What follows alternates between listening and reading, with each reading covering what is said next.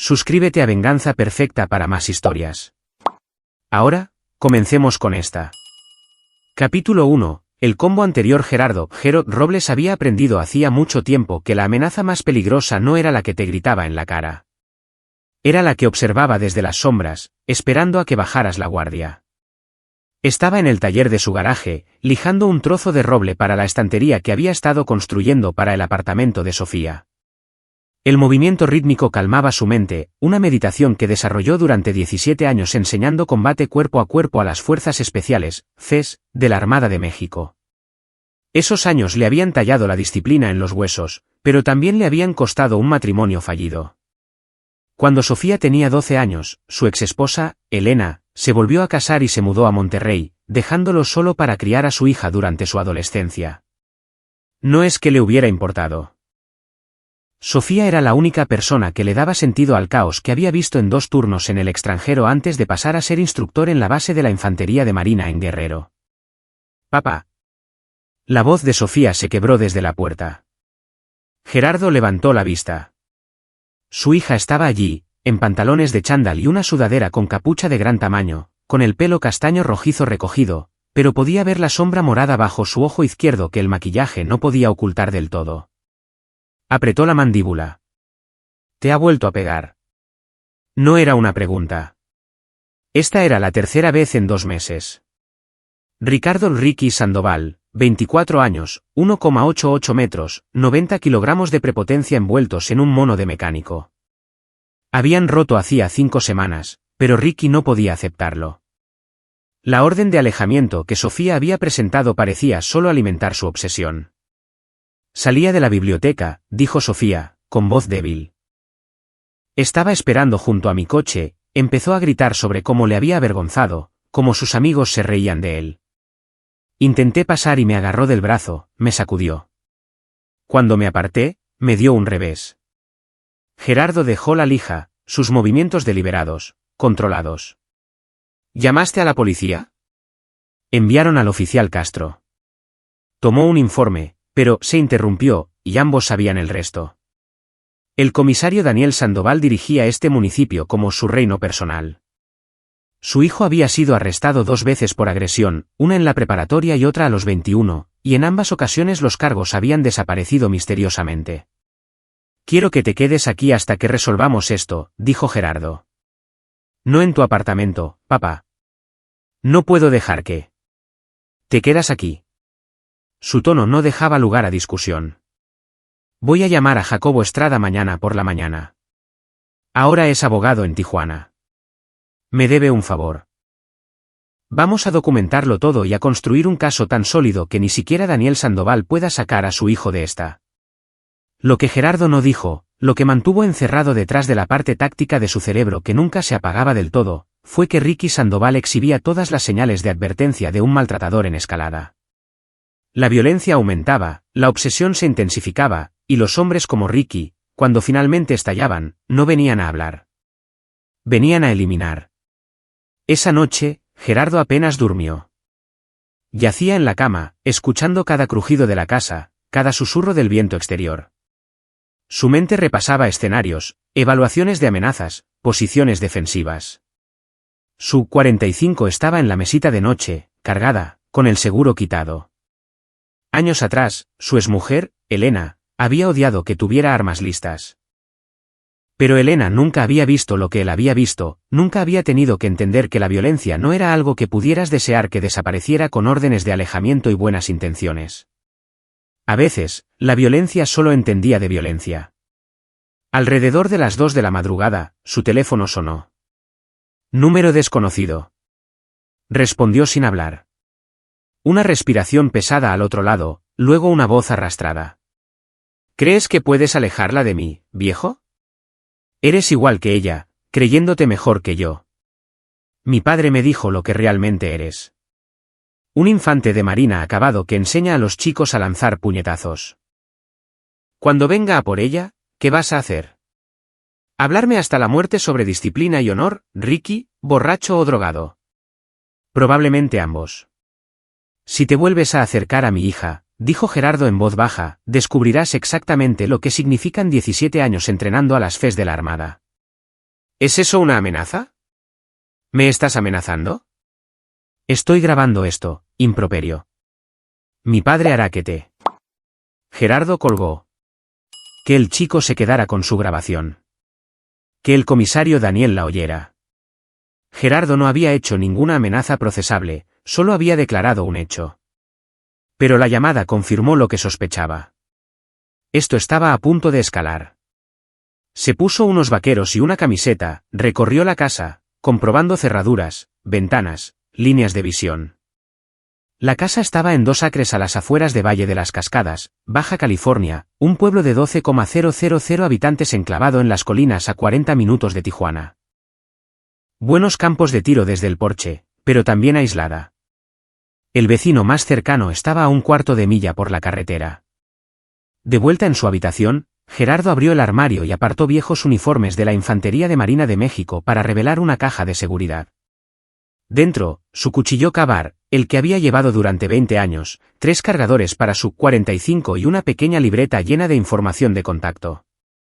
Infantes de marina a los que entrenó, hombres que habían pasado a operaciones especiales, fuerzas del orden, seguridad privada. Si el comisario Daniel Sandoval quería jugar, Gerardo Robles tenía toda una red de asesinos altamente entrenados que todavía le llamaban sargento. Capítulo 2. 45 segundos. 3 noches después, a las 11:47 de la noche, Gerardo se despertó con el sonido de cristales rotos. Su mano encontró la 45 antes de que sus ojos se abrieran del todo, años de entrenamiento superando el aturdimiento del sueño. Se movió descalzo hacia la puerta de su dormitorio, escuchando. Abajo, ventana de la cocina. Una persona, pasos pesados, moviéndose rápido pero torpe, borracho o acelerado por la adrenalina. La habitación de Sofía estaba al otro lado del pasillo. Abrió la puerta en silencio. Sophie, al armario, ahora. No salgas hasta que venga a buscarte. Se incorporó de un salto, vio la pistola en su mano y no discutió. Años de las cuidadosas lecciones de su padre le habían enseñado cuándo hacer preguntas y cuándo obedecer al instante. Gerardo se dirigió a la escalera. El salón estaba a oscuras, pero la luz de la calle a través de las ventanas delanteras proyectaba sombras. Una figura emergió de la cocina, alta, de hombros anchos, sosteniendo algo en su mano derecha que reflejaba la luz. Un cuchillo, hoja de 20 centímetros, probablemente de su propia cocina. Sofía, la voz de Ricky Sandoval resonó por la casa. Baja aquí. Vamos a hablar. Vamos a arreglar esto. Gerardo bajó 3 escalones, lo suficiente para ser visible, manteniendo la posición elevada. Sostenía la 45 a su lado, con el dedo fuera del gatillo. Ricky, tienes que irte ahora mismo. La cabeza de Ricky se levantó de golpe. Tenía los ojos desorbitados, las pupilas dilatadas, definitivamente drogado. Tú. Esto es culpa tuya. La pusiste en mi contra. Le envenenaste la mente. La policía ya está en camino, mintió Gerardo con suavidad. Si te vas ahora, tal vez puedas evitar cargos por delito grave. Al improperio la policía. ¿Crees que tengo miedo? Mi padre dirige la policía. Ricky empezó a subir las escaleras, con el cuchillo en alto. No eres más que un infante acabado.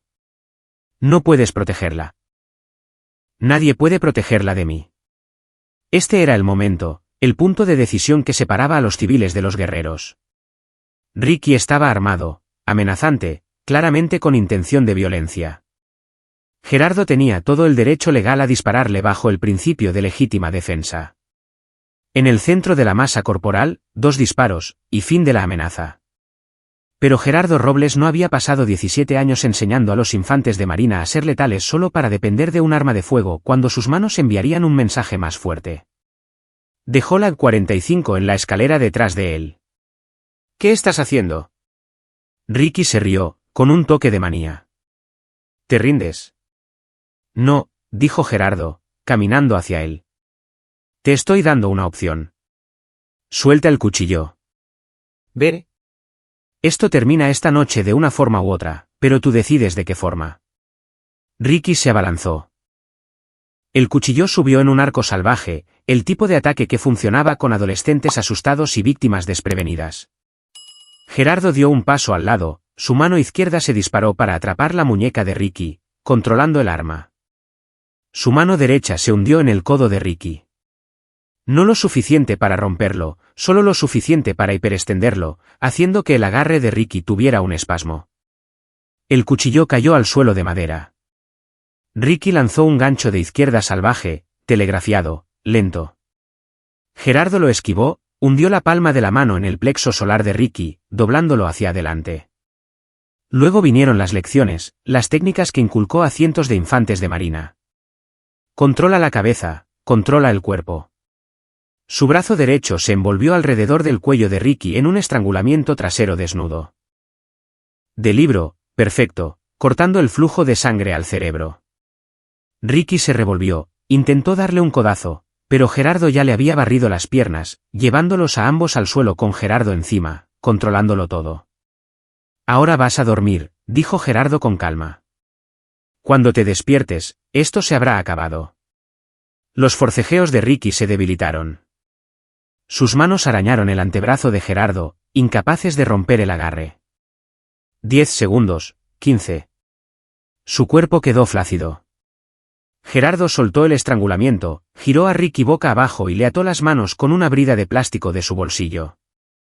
Vieja costumbre, siempre llevar elementos de sujeción básicos. Comprobó el pulso de Ricky. Estable, respiración regular, inconsciente, pero bien. Entonces Gerardo vio el daño. Cuando cayeron al suelo, el impulso de Ricky lo había llevado hacia adelante incluso mientras Gerardo controlaba el descenso. La parte baja de su espalda había impactado contra el borde del cuarto escalón, justo en la columna vertebral. Y luego el peso de ambos cuerpos en ese único punto de impacto. Las piernas de Ricky no se movían bien. Incluso inconsciente, debería haber espasmos reflejos, pero yacían quietas en ángulos extraños. Mierda, murmuró Gerardo. Cogió su teléfono, marcó el 911. Soy Gerardo Robles, calle Cañón de los Encinos 2847. Tengo un intruso, reducido, inconsciente, posible lesión en la columna. Envíen paramédicos y policía. Sofía apareció en lo alto de las escaleras. Papá, quédate arriba. No bajes. Los paramédicos llegaron en 8 minutos. Gerardo lo cronometró. Cristina Bravo y su compañera Luisa, las técnicas de emergencias médicas habituales del municipio, profesionales que no hacían preguntas, solo trabajaban. Examinaron a Ricky, pidieron una tabla espinal, empezaron a hacerle a Gerardo preguntas técnicas sobre la reducción. Impacto en la región L2, L3, dijo Gerardo. Su peso completo más el mío, quizás unos 100 kilos combinados, comprimidos sobre el borde de la escalera. Intenté controlar el descenso, pero él se resistía. Cristina lo miró a los ojos. Había tratado a suficientes infantes de marina a lo largo de los años como para saber lo que era Gerardo, un hombre que entendía la anatomía y la física de formas que podían salvar vidas o acabar con ellas. Está paralizado de cintura para abajo. Pérdida total de la función motora. Estamos ante un daño permanente, señor Robles. 45 segundos. Desde el momento en que Ricky se abalanzó hasta el momento en que nunca volvería a caminar. 45 segundos. Mientras cargaban a Ricky en la ambulancia, Gerardo vio unos faros que subían por su camino de entrada. No un coche patrulla, sino un Chevy Tahoe negro con una barra de luces. El vehículo personal del comisario. El comisario Daniel Sandoval bajó. 58 años, 1,83 metros, entrado en carnes, pero todavía imponente con su uniforme color canela. Su rostro era de piedra. Gerardo Robles. Comisario. Acabas de dejar paralítico a mi hijo. Su hijo irrumpió en mi casa con un cuchillo, amenazando a mi hija. Defendí a mi familia. Daniel se acercó. Bajo las luces intermitentes de la ambulancia, sus ojos eran planos, fríos. Vas a ir a la cárcel. Fuerza excesiva. Agresión con intención. Me aseguraré de que no vuelvas a ver la luz del día. Gerardo no se inmutó. Actué dentro de mis derechos, en legítima defensa. Y tengo 17 años de testimonio experto para demostrar que cada movimiento fue controlado y defensivo. ¿Crees que me importa un improperio la ley? La voz de Daniel bajó a un susurro. Haz improperio a mi chico. Eso es todo lo que necesito saber. Entonces arrésteme, dijo Gerardo, aquí mismo, delante de los paramédicos, delante de mi hija, delante de todo el mundo. A ver qué tal queda eso en el tribunal. Daniel lo miró fijamente durante un largo momento, luego se volvió hacia Cristina. ¿Qué ha pasado aquí? La respuesta de Cristina fue de libro, neutral. Allanamiento de morada, intruso reducido por el propietario. Lesión en la columna compatible con traumatismo por impacto durante un forcejeo. Daniel apretó la mandíbula. Volvió a mirar a Gerardo. Esto no ha terminado. Ni de lejos. No, asintió Gerardo. No espero que lo esté. El comisario se fue con la ambulancia, y Gerardo se quedó en su camino de entrada, con la adrenalina empezando a desvanecerse, reemplazada por la sombría certeza de que acababa de ganarse un enemigo que llevaba una placa y tenía 30 años de conexiones con hombres que hacían cumplir las leyes o las rompían para ganarse la vida. Capítulo 3. Líneas en la arena. Las primeras 48 horas transcurrieron en silencio. Demasiado silencio. Gerardo sabía que Daniel Sandoval se estaba reagrupando, planeando. Los hombres como Daniel no respondían inmediatamente cuando estaban enfadados. Calculaban, pedían favores, construían su estrategia. A la tercera mañana, Jacobo Estrada llegó de Tijuana. 36 años, ex abogado del Servicio de Justicia Naval, ahora abogado de defensa criminal especializado en casos de defensa propia.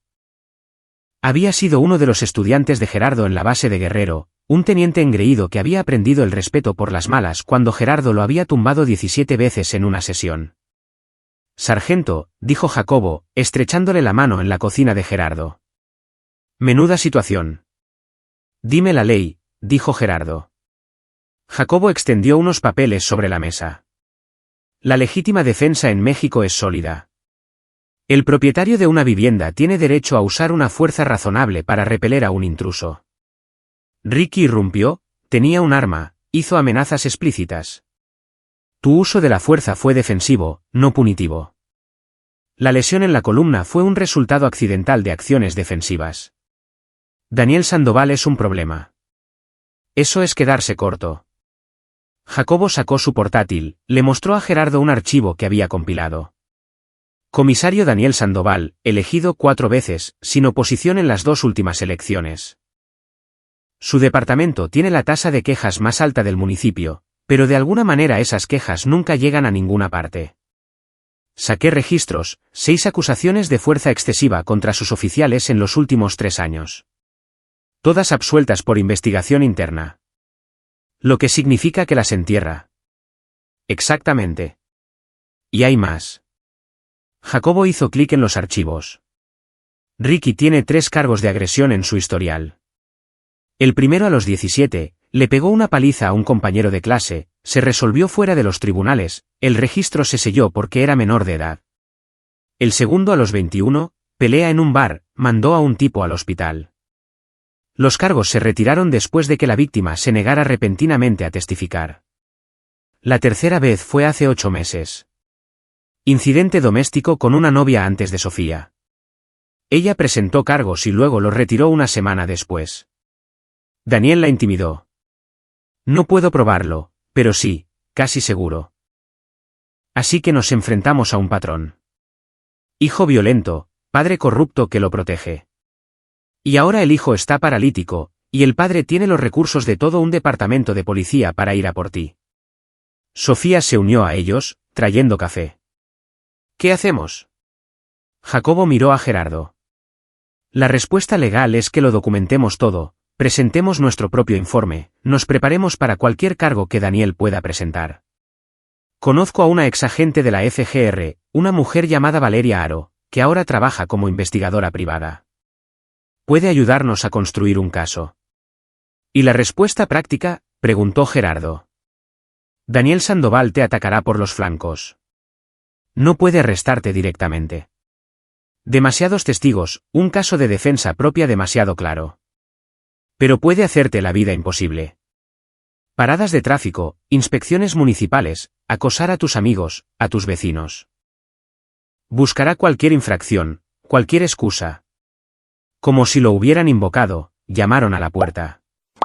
Gerardo abrió y se encontró con el oficial Vilcastro, uno de los agentes que había respondido la noche del allanamiento. Señor Robles, dijo Castro, necesito que venga a la comisaría. El comisario quiere hacerle algunas preguntas. ¿Sobre qué? Jacobo dio un paso adelante. Soy su abogado. Mi cliente ya declaró la noche del incidente. Castro pareció incómodo. Nuevas pruebas. No puedo decir más, pero si no viene voluntariamente, tengo una orden. Gerardo y Jacobo intercambiaron miradas. Muéstrame la orden, dijo Jacobo. Castro se la entregó. Jacobo la escaneó, con la mandíbula tensa. Esto es una improperio. Causa probable basada en pruebas adicionales obtenidas durante la investigación de la escena del crimen. ¿Qué pruebas? Lo descubrirá en la comisaría. Condujeron por separado hasta la comisaría de policía de Valle de las Cascadas, un edificio bajo de ladrillo en la calle principal.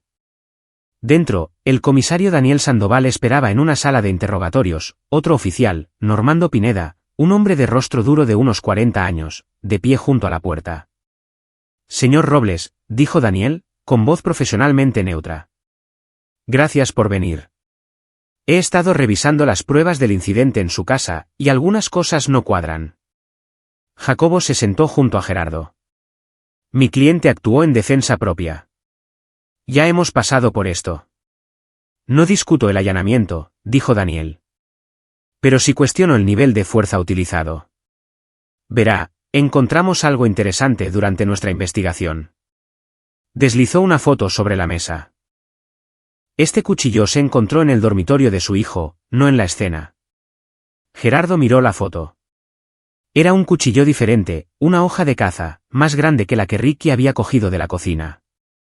Eso no es, empezó a decir Sofía, pero Jacobo la interrumpió con una mano en el brazo.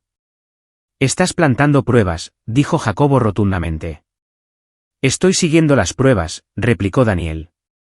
Este cuchillo coincide con las heridas en las manos de mi hijo. Heridas defensivas.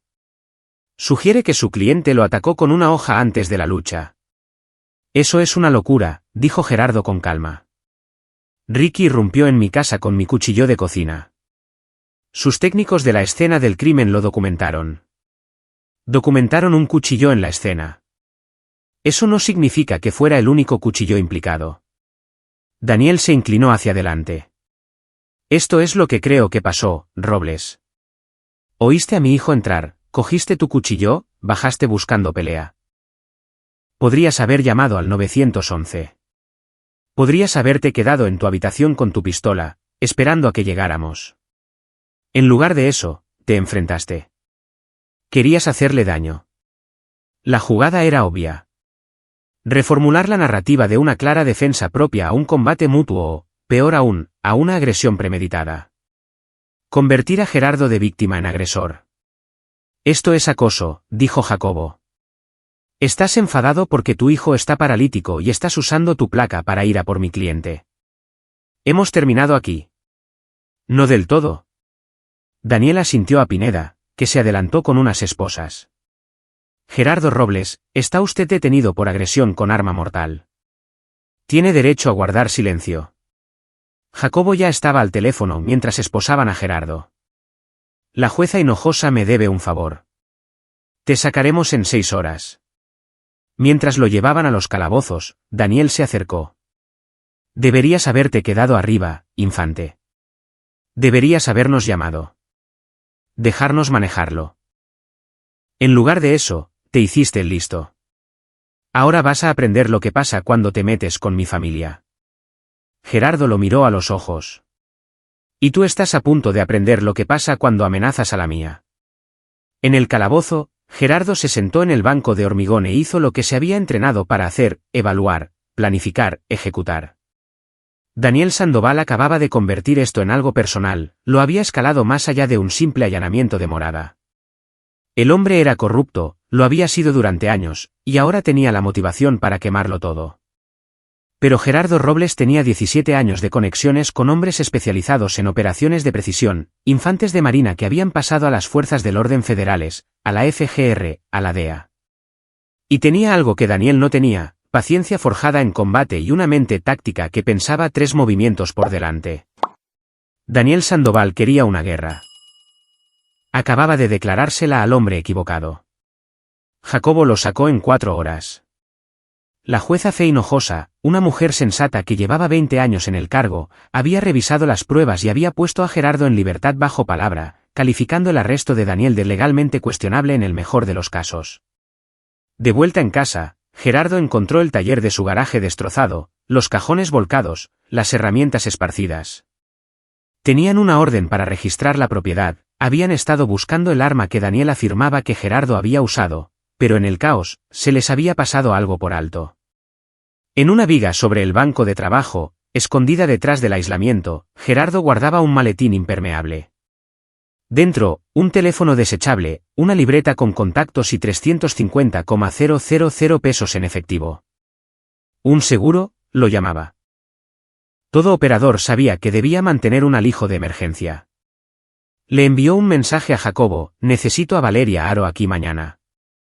Es hora de pasar a la ofensiva. Luego envió un mensaje a otro número, uno que no había usado en 3 años. Carlos, soy Robles. Necesito un favor. ¿Urgente? La respuesta llegó en 30 segundos. Sargento, lo que sea. ¿Cuándo y dónde? Gerardo sonrió, pero no había humor en ello, solo un cálculo frío. El comisario Daniel Sandoval pensaba que controlaba este municipio, pensaba que podía usar su placa para destruir a cualquiera que se cruzara en su camino. Estaba a punto de descubrir que algunos hombres no juegan según las reglas civiles, y que algunas peleas no se pueden ganar escondiéndose detrás de una placa. Capítulo 4. Reconocimiento. Valeria Haro llegó al amanecer, conduciendo un sedán gris anodino. 52 años, ex investigadora de delitos de cuello blanco de la FGR, había dejado la fiscalía después de chocar con demasiados políticos que querían que los casos se enterraran. Ahora dirigía una empresa de investigación privada especializada en sacar a la luz la corrupción. Gerardo había recurrido a todos los favores que tenía para traerla aquí. Jacobo dice que has cabreado a un comisario corrupto, dijo Valeria, extendiendo archivos sobre la mesa del comedor de Gerardo. Así que hice una investigación preliminar. Daniel Sandoval es corrupto, de acuerdo, pero es inteligente al respecto. Sus registros financieros están limpios. No hay ingresos inexplicables, no hay cuentas en el extranjero que pueda encontrar, pero su estilo de vida no coincide con su salario. Le mostró fotos. La casa de Daniel, una extensa propiedad de estilo rancho en 20 acres. Su barco, un crucero de cabina de 40 pies. Las joyas de su esposa Marlene en funciones del municipio. El salario del comisario es de 1,200,000 pesos al año, continuó Valeria. Marlene no trabaja. Su hijo Ricky trabajaba como mecánico, ganaba quizás 600,000 pesos. Sin embargo, poseen una propiedad valorada en más de 18 millones de pesos, libre de cargas. El barco son otros 2,5 millones de pesos. ¿De dónde viene el dinero? Sobornos, dijo Sofía. Había estado escuchando desde la puerta de la cocina. Tiene que ser. Sí, pero ¿el de quién? ¿Para qué? Valeria sacó otro archivo. Revisé los casos en este municipio durante los últimos 10 años. Las tasas de arrestos son normales, las tasas de condena ligeramente por debajo de la media, pero hay un patrón. Ciertos tipos de delitos nunca parecen investigarse a fondo. ¿Cómo cuáles?, preguntó Gerardo. Tráfico de drogas. Ha habido 17 grandes redadas de drogas en este municipio en la última década. Todos traficantes de poca monta, pero la red de distribución nunca se toca. La DEA solicitó la ayuda del departamento del comisario 3 veces para investigar a presuntos proveedores. Cada vez, el departamento de Daniel alegó falta de pruebas o problemas de jurisdicción. Gerardo se reclinó. Está protegiendo a los proveedores, aceptando sobornos para mirar hacia otro lado. Esa es mi teoría, pero probarla requiere pruebas que Daniel ha pasado años enterrando. Valeria miró a Gerardo. Jacobo me dijo que tienes recursos, contactos militares. Necesito información desde dentro, alguien en el departamento de Daniel dispuesto a hablar. Antes de que Gerardo pudiera responder, otro coche se detuvo. Una camioneta negra, suspensión elevada, equipo táctico en la parte trasera. De ella salió Carlos Charlie, de 43 años, corpulento como un linebacker y con el rostro curtido de un hombre que había pasado 20 años en operaciones especiales. Había sido uno de los mejores alumnos de Gerardo, había pasado a las FES y luego se había retirado para dirigir una empresa de consultoría de seguridad. Sargento, dijo Charlie, abrazando a Gerardo. He oído que te has metido en un lío. He traído a unos amigos. Otros 2 hombres salieron de la camioneta, Raúl Chen, ex-FES de la Armada, ahora investigador privado con licencia, y Miguel Hernández, ex-FES, actual enlace de la FGR. Cristo, murmuró Valeria. Has llamado a la Asociación de Antiguos Alumnos de Operaciones Especiales. No exactamente, dijo Gerardo. Solo amigos que entienden que a veces la ley no es suficiente. Pasaron las 2 horas siguientes planeando. Miguel confirmó que la FGR había estado vigilando al comisario Daniel Sandoval durante 3 años, sospechando de corrupción, pero nunca tuvieron suficiente para un caso. La clave era encontrar su conexión con el ducto de drogas. Probar eso, y seguirían los cargos federales. Hay un oficial, dijo Miguel, consultando sus notas. Eduardo Montes, 15 años en el cuerpo, historial limpio, pero solicitó un traslado al municipio de Tijuana hace 6 meses. La solicitud fue denegada por Daniel personalmente. Puedo contactarlo a través de canales oficiales, ver si está dispuesto a hablar. Hazlo, dijo Gerardo, pero con cuidado. Si Daniel se entera de que estamos reclutando a su gente, tomará represalias. Hablando de represalias, intervino Jacobo, tenemos una audiencia preliminar por tu cargo de agresión en 2 semanas. La jueza Hinojosa preside, lo cual es bueno para nosotros, pero Daniel traerá todo lo que tenga. Sofía había estado callada, absorbiéndolo todo. Ahora habló. ¿Y Ricky? Podría testificar contra su padre. Todos la miraron. Piénsenlo, continuó. Ricky está paralizado porque su padre lo cubrió toda su vida.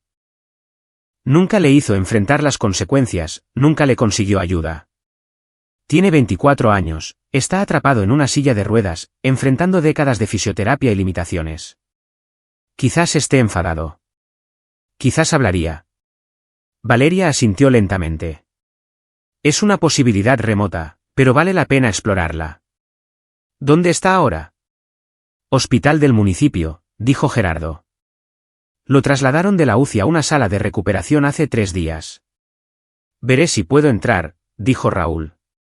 Un ex infante de marina con una lesión en la columna quiere hablar con otro tipo con problemas de movilidad, ofrecerle apoyo.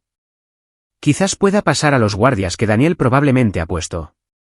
El plan estaba tomando forma. Reunir pruebas de la corrupción de Daniel, encontrar aliados dentro de su departamento, potencialmente poner a su propio hijo en su contra.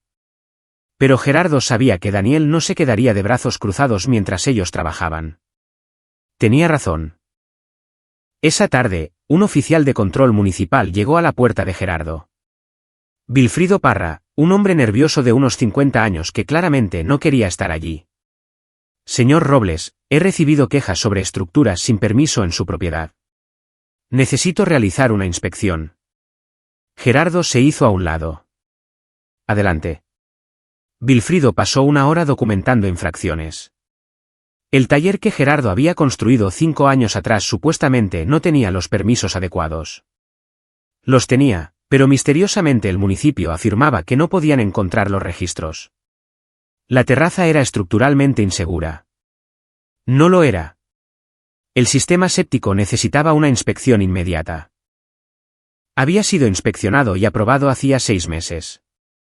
Cada infracción conllevaba multas por un total de 450,000 pesos si no se corregía en 30 días. Esto es acoso, dijo Gerardo con calma. Solo estoy haciendo mi trabajo, replicó Vilfrido, pero no pudo mirar a Gerardo a los ojos. Después de que se fuera, Jacobo llamó. Te están atacando desde todos los ángulos. Acabo de recibir una notificación de que tu permiso de porte oculto está bajo revisión por preocupaciones de comportamiento recientes. Y la oficina de tránsito ha marcado la matrícula de tu camioneta para una prueba de emisiones, aunque acabas de pasar una hace 3 meses. Daniel está haciendo que sea caro luchar, dijo Gerardo. Esa es la idea. Quiere que estés arruinado, estresado y demasiado ocupado lidiando con improperio burocrático como para investigarlo. Jacobo hizo una pausa. Podemos luchar contra cada una de estas cosas, pero llevará tiempo y dinero. Entonces aceleramos nuestro cronograma, dijo Gerardo.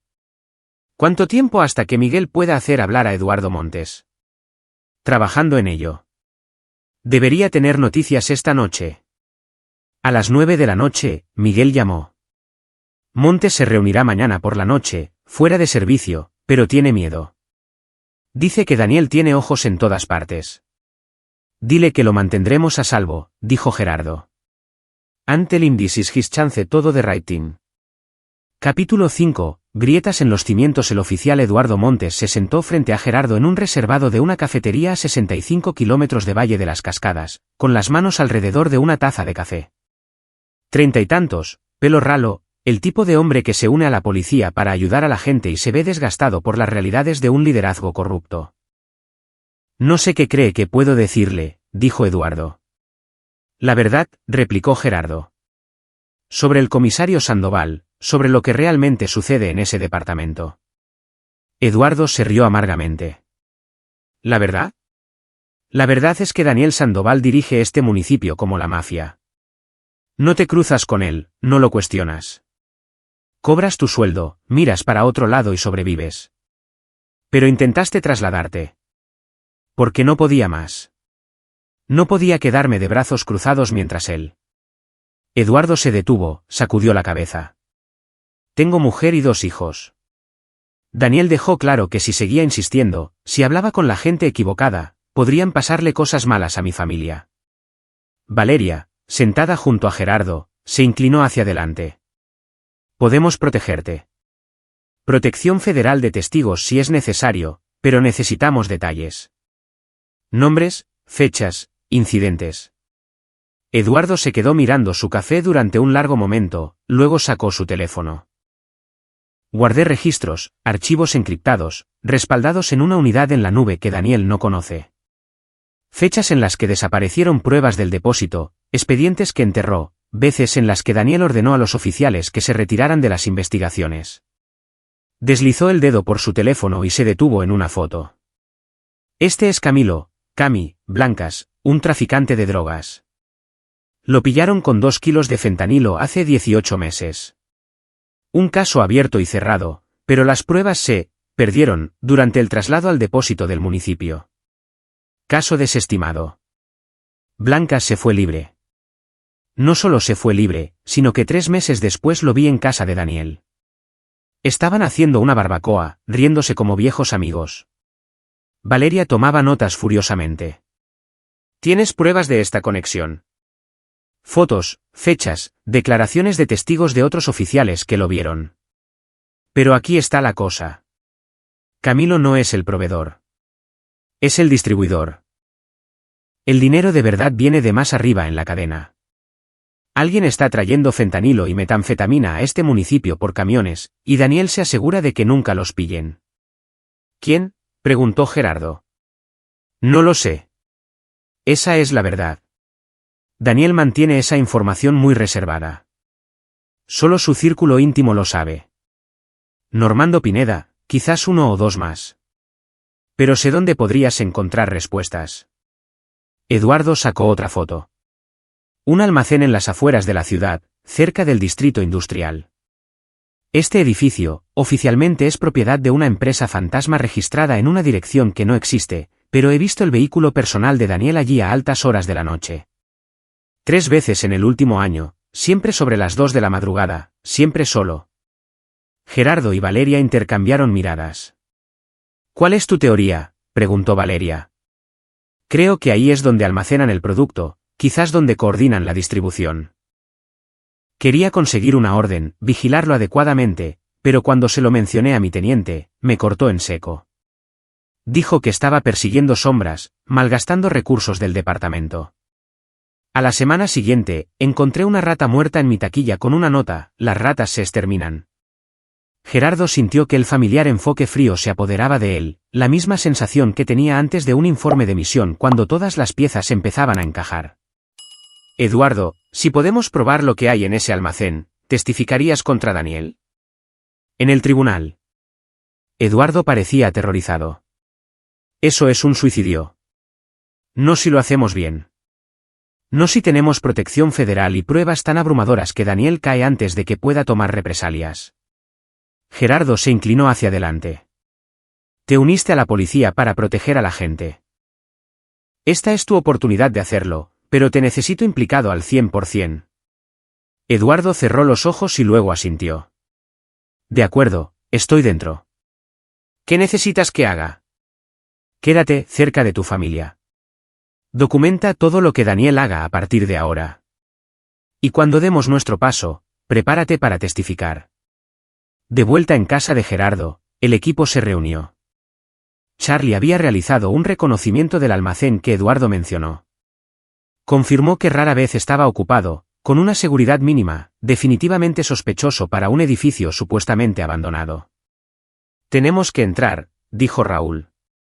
A ver qué esconden. Eso es allanamiento de morada, señaló Jacobo. Cualquier cosa que encontremos sería inadmisible a menos que encontremos una causa probable para que la FGR obtenga una orden. Miguel replicó: si fotografío algo incriminatorio a través de una ventana, eso no es ilegal. Eso nos da motivos para una orden judicial adecuada, un registro adecuado. Es arriesgado, dijo Valeria. Si Daniel se entera de que estamos tras el almacén, lo vaciará. Gerardo se quedó de pie junto a la ventana, mirando su propiedad. Hacía 2 semanas, su mayor preocupación había sido construir muebles para su hija. Ahora estaba planeando operaciones encubiertas contra un agente de la ley corrupto.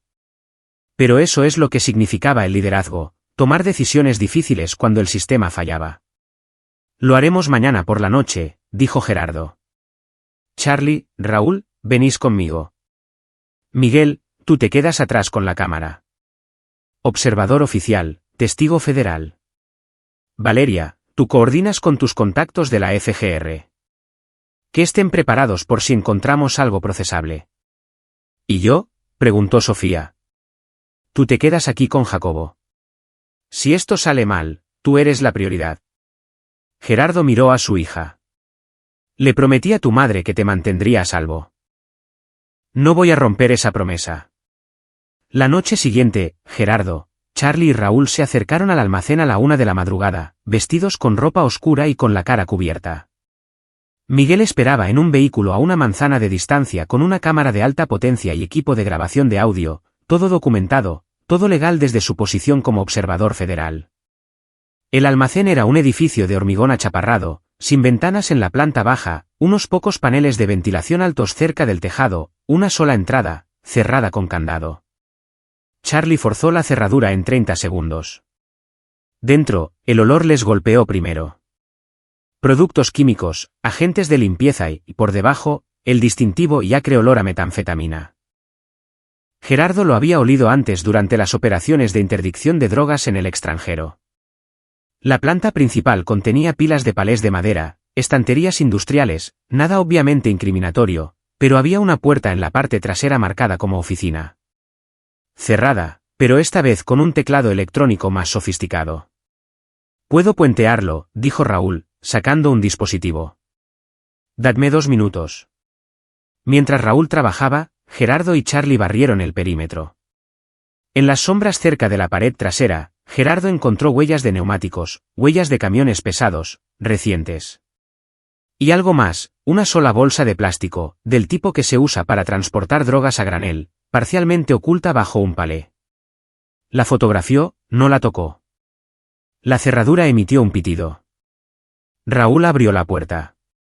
Dentro de la oficina, ordenadores, archivadores y, en la esquina trasera, una caja fuerte.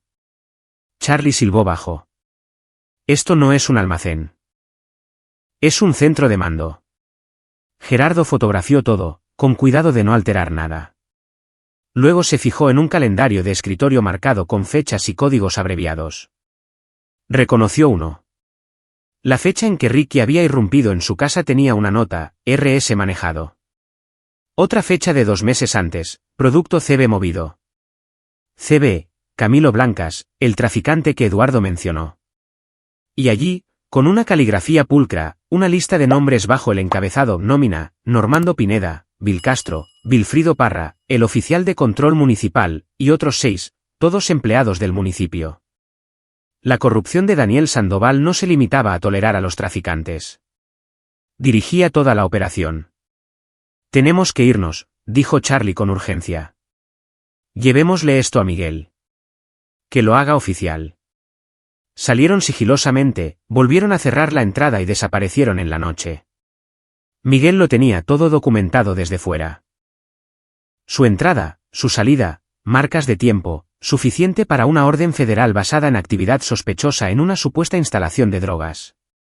Pero mientras se alejaban, Gerardo vio unos faros en el espejo retrovisor. Un Tajo negro, con barra de luces en el techo. El comisario Daniel Sandoval siguiéndolos personalmente. Improperio, murmuró Raúl. Sabía que vendríamos. Eduardo, se dio cuenta Gerardo. Daniel descubrió que habló con nosotros. Su teléfono sonó. Era Eduardo Montes, con la voz tensa por el miedo. Mi casa. Están aquí. Daniel y Pineda. Me están deteniendo, diciendo que estoy bajo investigación por corrupción. Es una improperio. Me están silenciando. Mi esposa está. La línea se cortó. Gerardo miró a Charlie y a Raúl. Están quemando a su propia gente para cubrir sus huellas. Tenemos que movernos más rápido. Miguel puede acelerar la orden judicial, dijo Charlie. Con el testimonio de Eduardo y lo que hemos documentado esta noche, la FGR puede actuar mañana. Si Eduardo sobrevive tanto tiempo, dijo Gerardo sombríamente. Tomó una decisión, una que terminaría con esto o lo empeoraría mucho. Llamó a Jacobo. Presenta una moción de emergencia, una orden de alejamiento inmediata contra el comisario Daniel Sandoval y sus oficiales, alegando intimidación de testigos y corrupción. Hazlo público. Llévalo a todos los medios de comunicación de Baja California. Quiero que esto salga a la luz, donde Daniel no pueda operar en las sombras. Eso es declarar la guerra, dijo Jacobo. La guerra se declaró cuando me arrestó por defender a mi familia, respondió Gerardo. Ahora le llevamos la lucha a él. Capítulo 6. La trampa se cierra a la mañana siguiente, la historia estalló en todo el estado. Comisario corrupto acusado de dirigir una operación de drogas. Jacobo había filtrado la información a periodistas de su confianza, y ellos la habían publicado. Fotos del almacén, las acusaciones de Eduardo Montes, una cronología de desestimaciones de casos sospechosos. La carrera de Daniel Sandoval se estaba desmoronando en tiempo real. Gerardo veía las noticias en su sala de estar, con Sofía a su lado. Su teléfono no paraba de sonar. Miguel confirmando que los agentes de la FGR estaban en camino para asegurar el almacén. Valeria informando que otros 3 oficiales se habían presentado con información. Raúl diciendo que Camilo Blancas había sido detenido en la frontera, intentando huir a Estados Unidos. Pero Daniel Sandoval seguía en paradero desconocido. Va a venir a por ti, dijo Sofía en voz baja. Ahora no tiene nada que perder.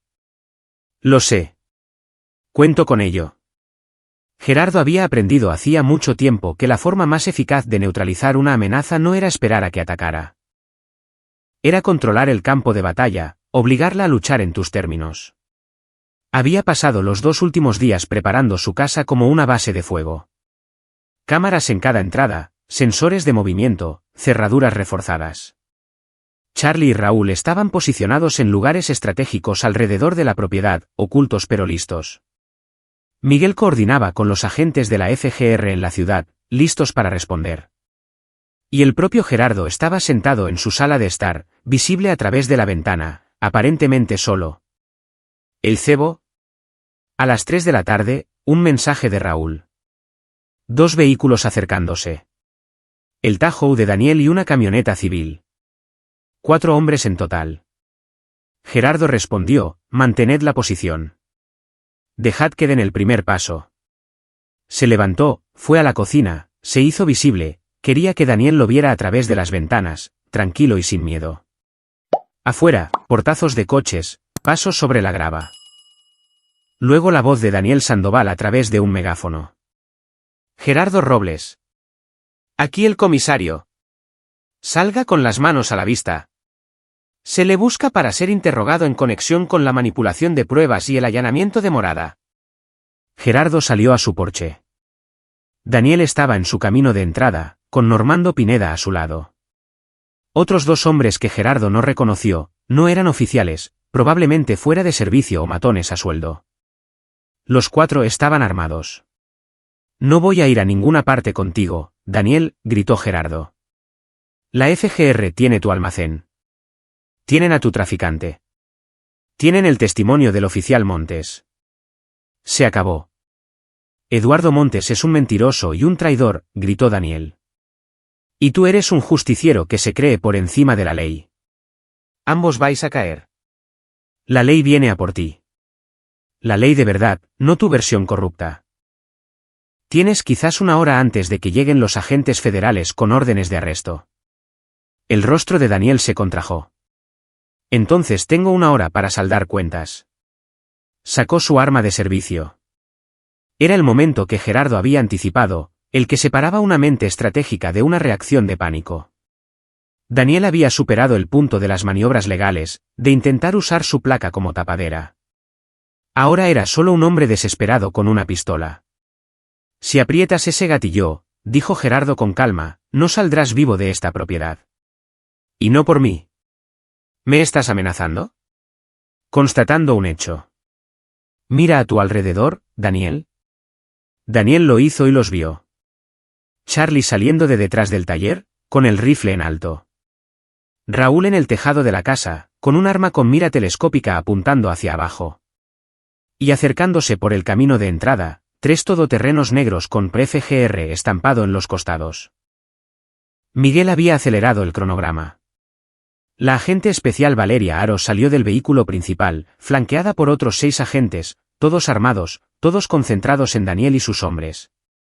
Comisario Daniel Sandoval, anunció Valeria, su voz resonando por la propiedad. Está usted detenido por tráfico de drogas, corrupción, intimidación de testigos y conspiración para distribuir sustancias controladas. Suelte su arma y tírese al suelo. Por un momento, todo pendió de un hilo. Daniel todavía tenía su arma desenfundada, apuntando a Gerardo. Normando Pineda tenía la mano en su propia arma. Los otros 2 hombres parecían a punto de echar a correr. Entonces los hombros de Daniel se desplomaron. Bajó su arma y la dejó caer sobre la grava. Se acabó, dijo Gerardo en voz baja. Viniste a por mi familia y perdiste. Los agentes de la FGR se abalanzaron, esposando a Daniel y a sus socios. Valeria se acercó a Gerardo. Encontramos suficientes pruebas en ese almacén para acusarlo de dirigir una red de distribución de drogas que ingresó más de 180 millones de pesos en los últimos 3 años. Camilo Blancas está cooperando, dando nombres, y el testimonio del oficial Montes corrobora todo. ¿Y Eduardo? Está a salvo. Está bajo custodia federal. También su familia. Daniel envió a Pineda para amenazarlos, pero llegamos primero. Gerardo observó cómo subían a Daniel al todoterreno.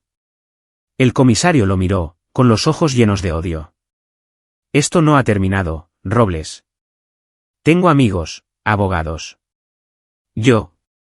¿Irás a la cárcel?, interrumpió Gerardo, por mucho, mucho tiempo. Y tu hijo aprenderá lo que tú deberías haberle enseñado, que las acciones tienen consecuencias. Cuando el convoy de la FGR se alejó, Sofía salió de la casa, corriendo para abrazar a su padre. ¿Se acabó? ¿De verdad? Se acabó para Daniel, sí.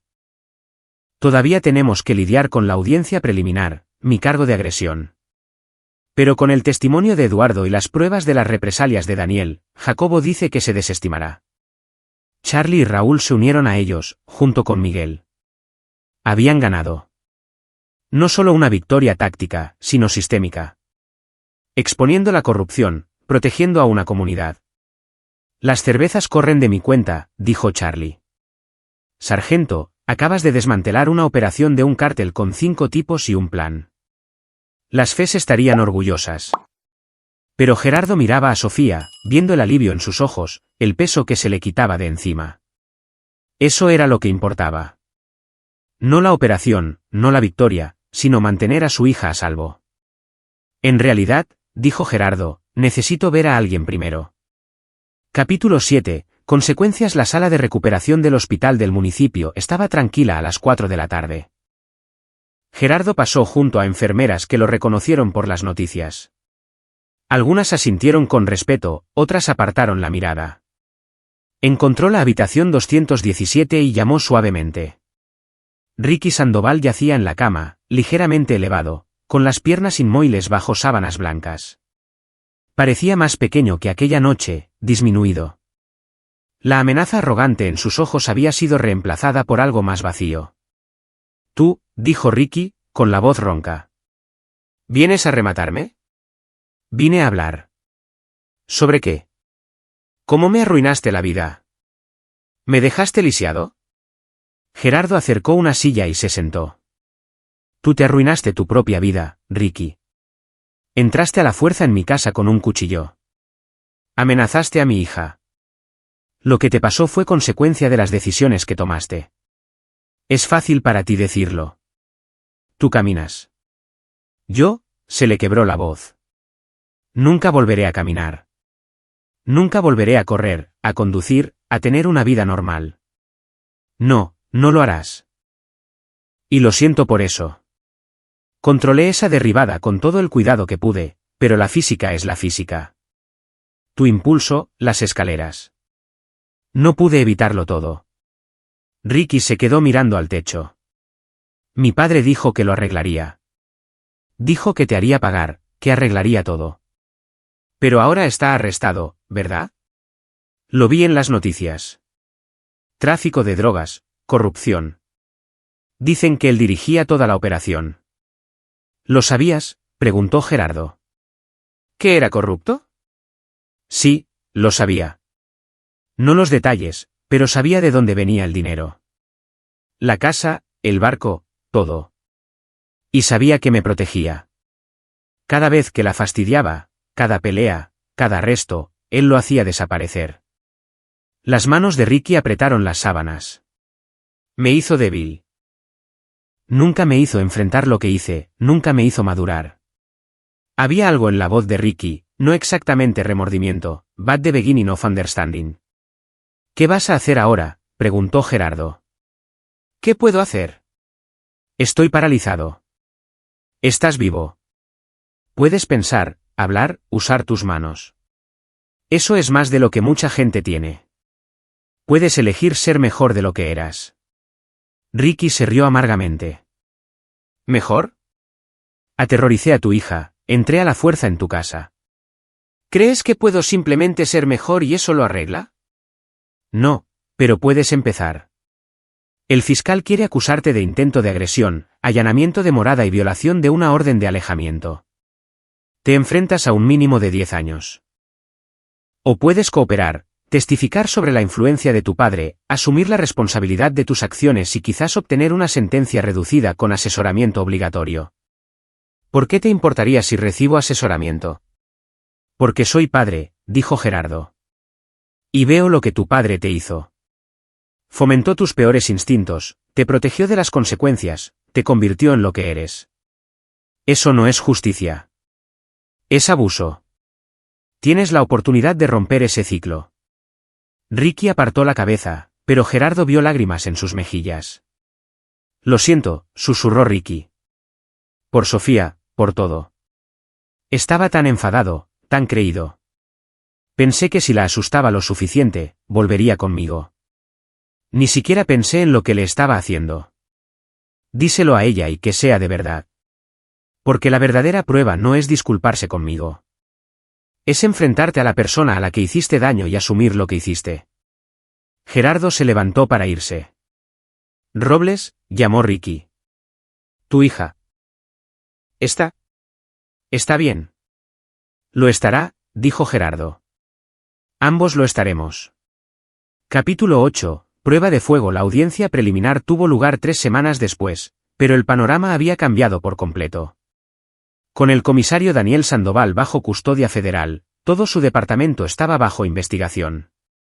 5 oficiales habían sido arrestados, incluido Normando Pineda. Camilo Blancas había llegado a un acuerdo, proporcionando pruebas de la operación de Daniel que se remontaban a 7 años. El cargo de agresión contra Gerardo fue retirado formalmente, y el fiscal del distrito emitió una disculpa pública por el enjuiciamiento indebido. Pero a Daniel Sandoval todavía le quedaba una carta por jugar. Gerardo estaba sentado en la galería de la sala del tribunal, observando cómo el abogado de Daniel, un astuto abogado de la Ciudad de México llamado Esteban Dávalos, argumentaba a favor de la libertad bajo fianza. A Daniel ya se la habían denegado 2 veces, pero Dávalos era persistente. Su señoría, dijo Dávalos, mi cliente es un condecorado agente de la ley con 30 años de servicio. Las acusaciones en su contra se basan en gran medida en el testimonio de un oficial desacreditado con rencor y un delincuente profesional que intenta reducir su propia sentencia. El comisario Sandoval merece la oportunidad de preparar su defensa desde una posición de libertad. La jueza Fe Hinojosa no pareció impresionada. Señor Dávalos, las pruebas contra su cliente incluyen registros financieros que muestran más de 55 millones de pesos en depósitos inexplicables, el testimonio de 7 agentes de la ley actuales y anteriores, y pruebas físicas recuperadas de un almacén que su cliente visitó repetidamente. Este no es un caso basado en rumores. Sin embargo, el comisario Sandoval no es un riesgo de fuga. Intentó intimidar a los testigos y amenazó una investigación federal. Ha demostrado que es un peligro para la comunidad. La jueza Hinojosa golpeó su mazo. Se deniega la libertad bajo fianza. El juicio se fija para dentro de 6 meses. Mientras sacaban a Daniel, miró directamente a Gerardo y articuló algo, esto no ha terminado. Fuera del juzgado, los periodistas pululaban. Gerardo los ignoró, pero Jacobo se adelantó para hacer una declaración. Mi cliente, Gerardo Robles, actuó en legítima defensa al proteger a su hija de un violento allanamiento de morada. La persecución posterior que sufrió a manos de un comisario corrupto no hace más que subrayar la importancia de la rendición de cuentas en las fuerzas del orden. Estamos satisfechos de que se esté haciendo justicia. Más tarde, en casa de Gerardo, el equipo principal se reunió por última vez. Eduardo Montes estaba allí, con mejor aspecto. Ya no cargaba con el peso del deber comprometido. Le habían ofrecido un puesto en el grupo de trabajo de corrupción pública de la FGR. Su experiencia dentro de la operación de Daniel lo hacía valioso. Ricky está cooperando con los fiscales, informó Jacobo. Ha aceptado testificar sobre la protección y la permisividad de su padre.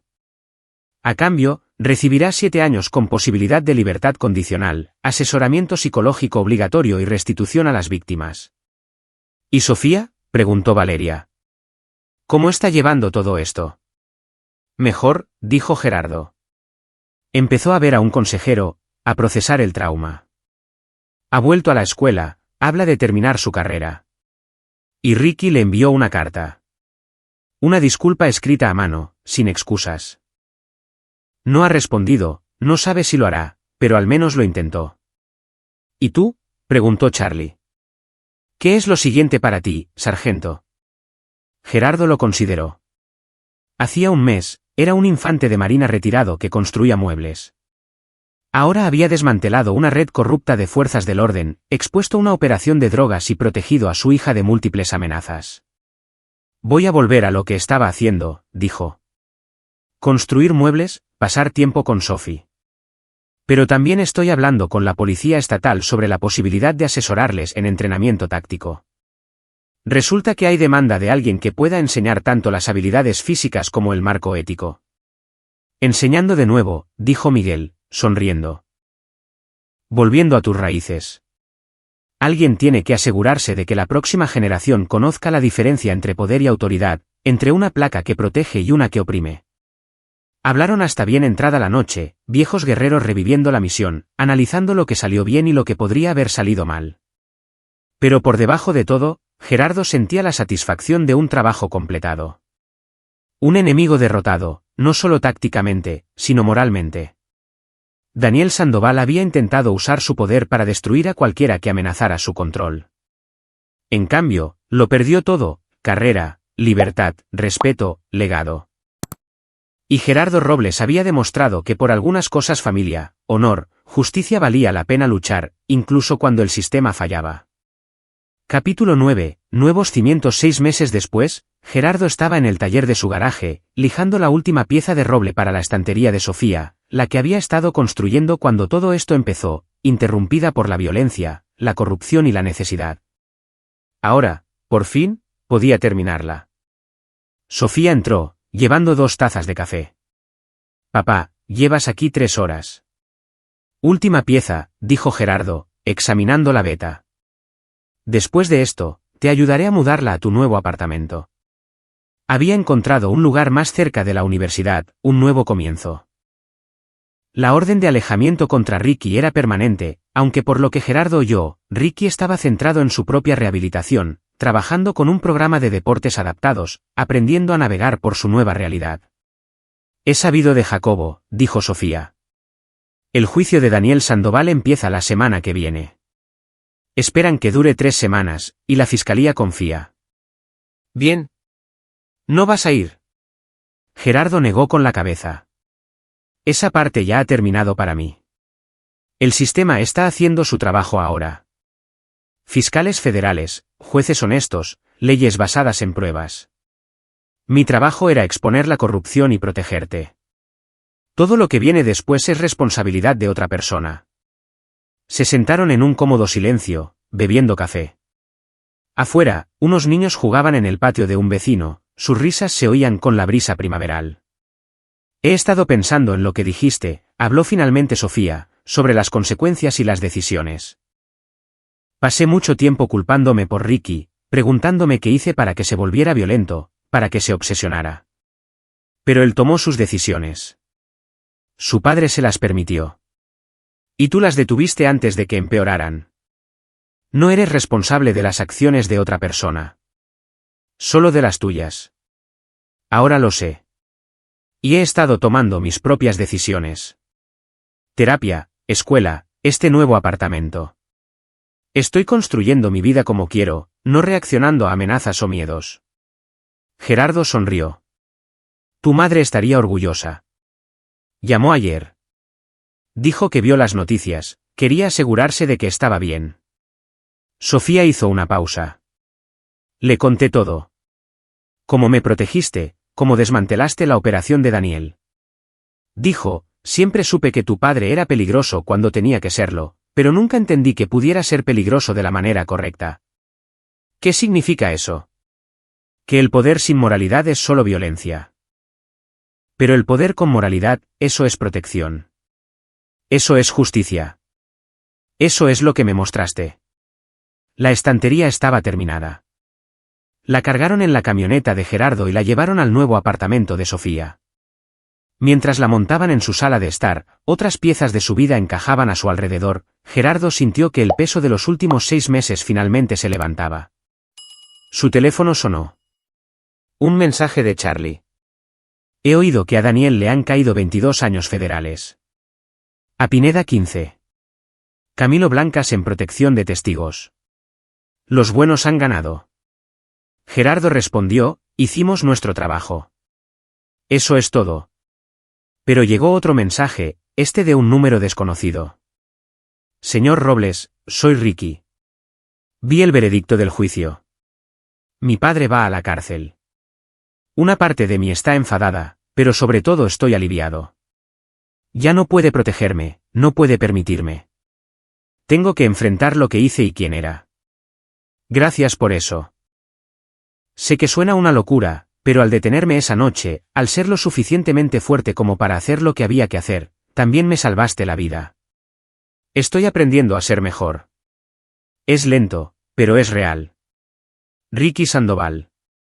Gerardo le mostró el mensaje a Sofía. ¿Qué vas a decir?, preguntó ella. Nada. Ese es su viaje ahora, no el mío. Pero me alegro de que esté en él. Terminaron de montar la estantería. Se mantenía sólida y nivelada, cada junta perfecta, cada superficie lisa. El proyecto que había sido interrumpido por la violencia ahora estaba completo, un símbolo de algo construido con cuidado, con habilidad y paciencia. Esa tarde, mientras Gerardo conducía a casa, pasó por la comisaría de policía de Valle de las Cascadas. Había un nuevo comisario interino, nombrado por el Estado hasta que se pudieran celebrar elecciones especiales. El departamento estaba siendo reconstruido desde cero, nuevo liderazgo, nuevos estándares, nueva rendición de cuentas. El municipio se estaba curando. En casa, Gerardo se quedó en su porche, mirando la propiedad que había convertido en un campo de batalla y que luego había recuperado. Las cámaras y los sensores de movimiento seguían allí, pero ahora eran solo precauciones, no preparación para la guerra. Su teléfono sonó. Valeria Haro. Gerardo, quería que supieras que la Fiscalía General del Estado está usando el caso de Valle de las Cascadas como modelo para investigar la corrupción en las fuerzas del orden rurales de todo el país. Eduardo Montes está al frente del grupo de trabajo. Lo llaman el Protocolo Sandoval, investigación sistemática de departamentos con tasas inusuales de desestimación de casos, auditorías financieras de los comisarios electos, protección para los denunciantes. Es un buen trabajo, dijo Gerardo. Es tu trabajo. Tú expusiste esto. Demostraste que una persona que se planta puede marcar la diferencia. Después de que ella colgara, Gerardo se sentó en el porche, viendo cómo el atardecer pintaba las colinas de naranja y oro. Pensó en los 17 años que había pasado enseñando a jóvenes infantes de marina a ser guerreros. No solo a luchar, sino cuándo luchar, por qué luchar, cómo llevar esa violencia con honor. Siempre les había dicho, vuestra fuerza no se mide por la cantidad de gente a la que podéis herir, sino por la cantidad de gente a la que podéis proteger.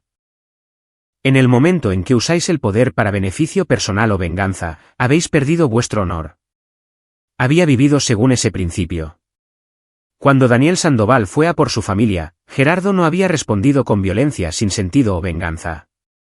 Había usado sus habilidades, sus contactos, su mente táctica, pero siempre dentro de los límites morales, siempre para proteger, siempre por la justicia. Daniel Sandoval estaba en la cárcel no porque Gerardo lo destruyera, sino porque Gerardo lo expuso y dejó que el sistema hiciera su trabajo. Esa era la diferencia entre un guerrero y un matón. Dentro, Gerardo preparó la cena, limpió sus armas, hizo las pequeñas tareas de mantenimiento que mantenían la vida en orden. Mañana, empezaría a construir una mesa de comedor para un cliente, una joven pareja que esperaba su primer hijo. La vida continuaba, los proyectos se acumulaban, el mundo seguía girando. Pero también limpió su mochila de emergencia, comprobó su dinero de emergencia en las vigas, mantuvo los sistemas que lo mantenían preparado, porque había aprendido hacía mucho tiempo que la paz no era la ausencia de amenazas, era la preparación para enfrentarlas.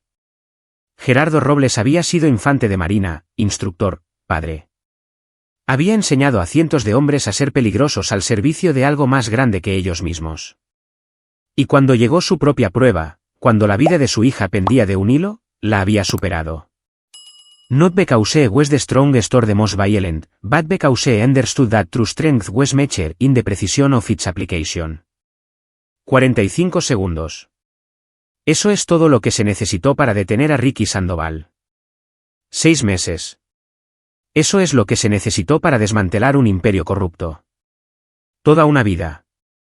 Eso es lo que se necesitaría para reconstruir la confianza en un sistema que había fallado. Pero era una vida a la que Gerardo Robles estaba comprometido, un proyecto, una lección, un acto de protección a la vez. Los muebles que construía guardarían libros y recuerdos. Los infantes de marina que entrenaba protegerían a los inocentes. Y la hija que había salvado crecería fuerte y libre, sabiendo que cuando llegara la oscuridad, alguien que la quería había estado preparado. Eso era suficiente. Eso era todo. Epílogo. Un año después, Gerardo recibió una invitación para hablar en el Simposio de Entrenamiento de Instructores de la Infantería de Marina en la Secretaría de Marina, SEMAR, en la Ciudad de México. El tema, aplicación ética de las habilidades de combate en la vida civil. Se paró ante 200 instructores de varias unidades de operaciones especiales, contándoles la historia, no como una historia de guerra, sino como un estudio de caso sobre contención, preparación y claridad moral. Cuando me enfrenté a Ricky Sandoval, dijo Gerardo, tenía 3 opciones: dispararle, lo cual estaba legalmente justificado pero habría acabado con una vida innecesariamente, dejar que me atacara, lo que habría puesto en peligro a mi hija y a mí mismo, o controlar la situación con la mínima fuerza necesaria, ¿qué es lo que hice? Las consecuencias fueron graves, pero fueron proporcionales a sus acciones, no a mi ira. Hizo una pausa, mirando los rostros jóvenes que tenía delante. Entrenaréis a miles de guerreros en vuestras carreras.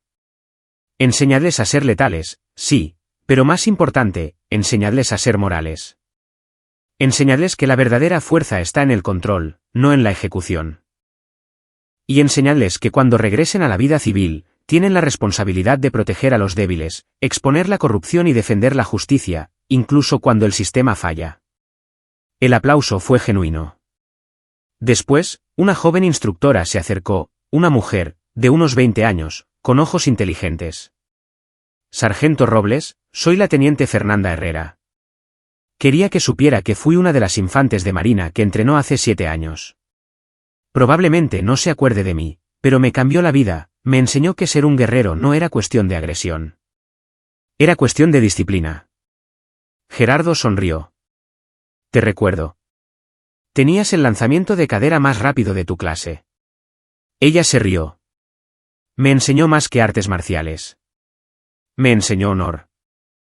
Y cuando vi lo que hizo en Valle de las Cascadas, cómo se enfrentó a la corrupción sin corromperse, reforzó todo lo que me enseñó. ¿Qué haces ahora? Estoy entrenando a reclutas femeninas, enseñándoles que pueden ser tan peligrosas, tan capaces como cualquier hombre, pero también enseñándoles sus lecciones sobre contención, moralidad, protección. Entonces mi trabajo está hecho, dijo Gerardo. La próxima generación está enseñando a la siguiente generación. Así es como construimos un mundo mejor. Volando a casa esa noche, Gerardo miró por la ventanilla del avión las luces de México extendidas debajo de él. En algún lugar ahí abajo, Daniel Sandoval estaba sentado en una prisión federal, su imperio destruido, su legado arruinado. En otro lugar, Ricky Sandoval trabajaba con un fisioterapeuta, aprendiendo a navegar por un mundo que nunca más se plegaría a su voluntad. Y en un pequeño pueblo de Baja California, Sofía Robles estudiaba Derecho Penal, planeando convertirse en una fiscal que lucharía por víctimas como ella. La historia había terminado. Los buenos habían ganado. La justicia, imperfecta pero real, se había cumplido. Y Gerardo Robles, el hombre que lo había empezado todo caminando con las manos vacías hacia un cuchillo, se fue a casa a construir muebles y a prepararse para cualquier amenaza que pudiera traer el mañana. Porque eso es lo que hacen los guerreros. Construyen, protegen, están siempre listos.